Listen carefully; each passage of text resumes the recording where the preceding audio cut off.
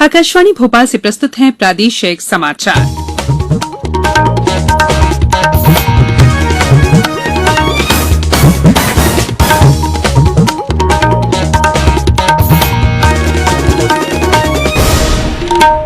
नमस्कार, समाचारों के साथ मैं संयुक्ता बैनर्जी। पहले मुख्य समाचार। राज्य मंत्री परिषद ने बिजली बिलों को आधे किए जाने के फैसले को दी मंजूरी। कोरोना संकट के कारण इस बार भारत से हज यात्री मक्का मदीना नहीं जाएंगे, पूरी राशि की जाएगी वापस। प्रदेश में करीब 9,300 लोग कोरोना से स्वस्थ होकर घर लौटे। नीमच में आज 88 वर्षीय बुजुर्ग ने कोरोना को हराया। और रीवा, सतना, उमरिया सहित 17 जिलों में भारी बारिश का अनुमान। अब समाचार विस्तार से। मंत्रिपरिषद की बैठक में बिजली बिलों को आधे किए जाने को मंजूरी दी गई। मुख्यमंत्री शिवराज सिंह चौहान की अध्यक्षता में हुई इस बैठक में बताया गया कि जिन लोगों के बिल 400 रुपए तक आए हैं, उन उपभोक्ताओं को सिर्फ 100 रुपए महीना देना होगा। वहीं 400 रुपए से ज्यादा बिल वालों को 50% राशि का भुगतान करना होगा। बैठक में बताया गया कि बिजली की विसंगतियों को दूर करने के लिए विधानसभा स्तर पर शिविर का आयोजन किया जाएगा।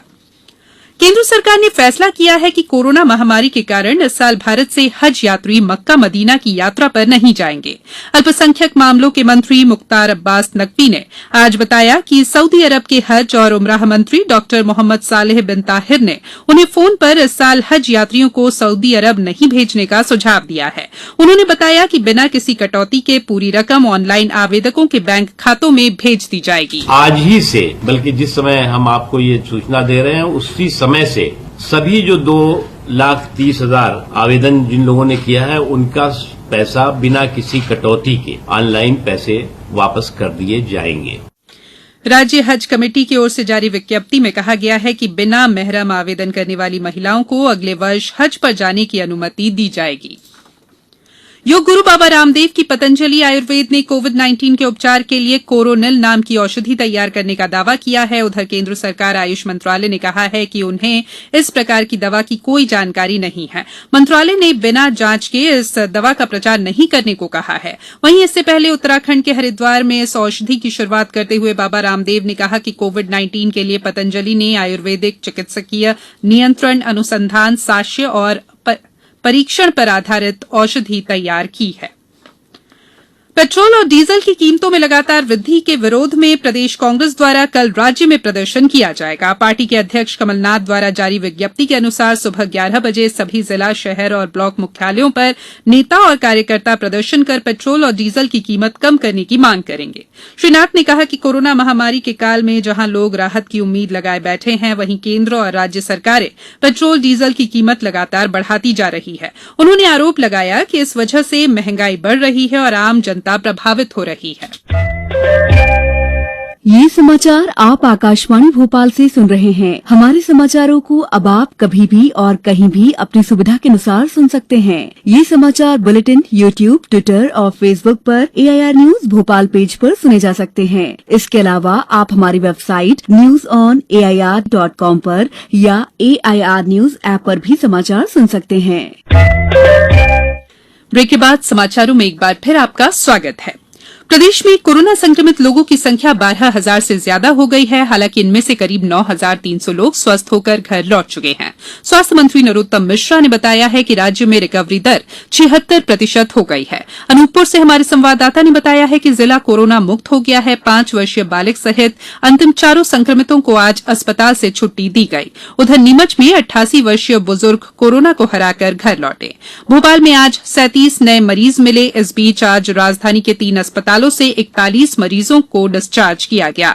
जबलपुर में 4 नए मरीजों के साथ संक्रमितों की संख्या 365 हो गई है। छिंदवाड़ा में आज 11 संक्रमितों का पता चला। सीधी में एक नए संक्रमित के साथ प्रभावितों की संख्या 19 हो गई है। खंडवा में आज 5 रिपोर्ट पॉजिटिव आई है और 51 नमूने नेगेटिव प्राप्त हुए हैं।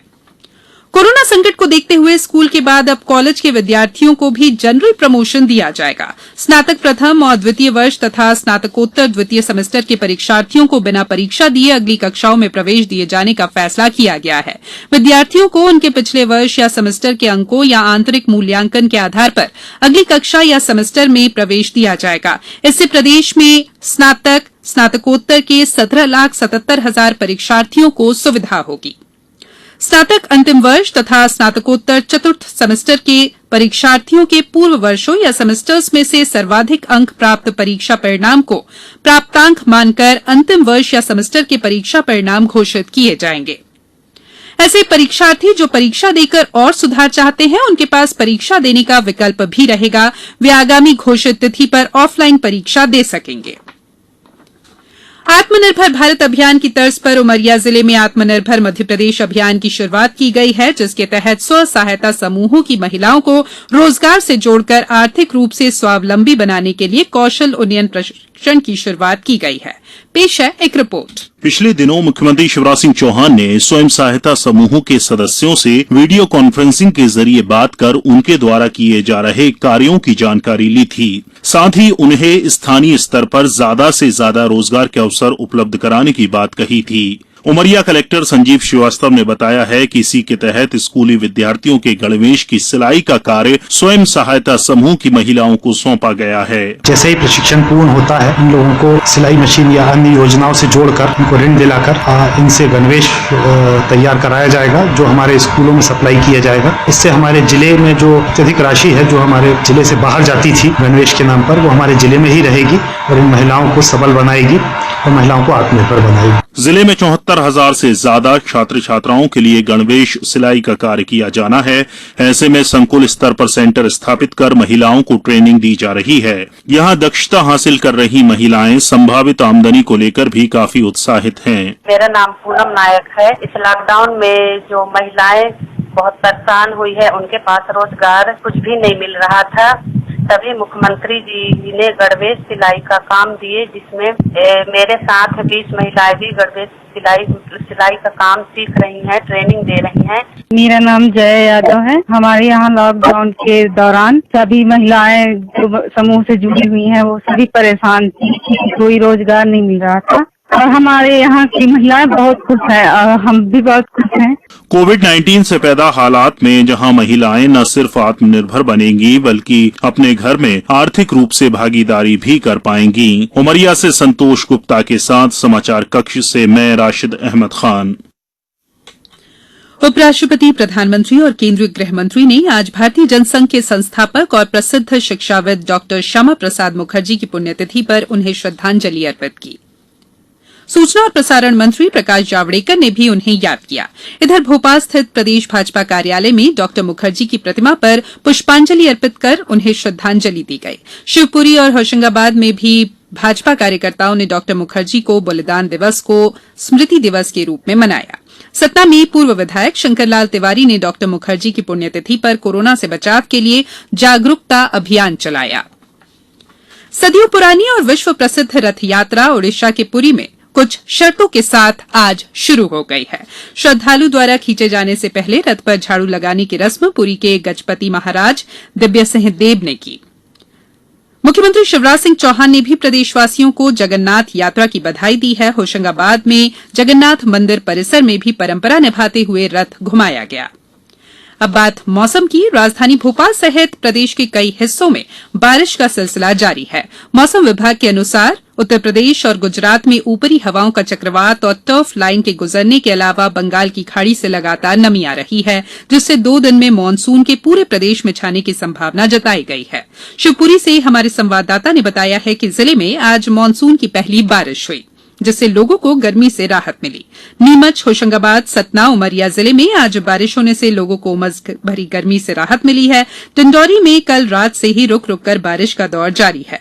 मौसम विभाग ने रीवा, सतना, उमरिया, डिंडौरी, कटनी, जबलपुर, नरसिंहपुर सहित 17 जिलों में भारी बारिश का येलो अलर्ट जारी किया है। अब कुछ समाचार संक्षेप में। कृषि विज्ञान केंद्र ने टीकमगढ़ जिले में जुलाई के पहले सप्ताह तक सोयाबीन की बोनी की सलाह दी है। सीधी जिले में टिड्डी दल आज फिर दिखाई दिए। सेमरिया, बढ़ौरा, तेंदुआ, अमरवाह होते हुए टिड्डियों का दल सीधी शहर पहुंचा। गुना में मास्क न लगाने पर 21 मई से अब तक 1363 व्यक्तियों पर 1 लाख रुपए का जुर्माना वसूला गया।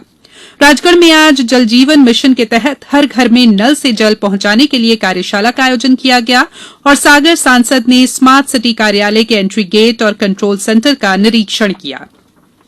अंत में बुलेटिन के मुख्य समाचार एक बार फिर। राज्य मंत्री परिषद ने बिजली बिलों को आधे किए जाने के फैसले को दी मंजूरी। कोरोना संकट के कारण इस बार भारत से हज यात्री मक्का मदीना नहीं जाएंगे, पूरी राशि की जाएगी वापस। प्रदेश में करीब 9,300 लोग कोरोना से स्वस्थ होकर घर लौटे। नीमच में आज 88 वर्षीय बुजुर्ग ने कोरोना को हराया। और रीवा, सतना, उमरिया सहित 17 जिलों में भारी बारिश का अनुमान। इस बुलेटिन में इतना ही। घर में रहिए, सुरक्षित रहिए और सुनते रहिए आकाशवाणी। नमस्कार।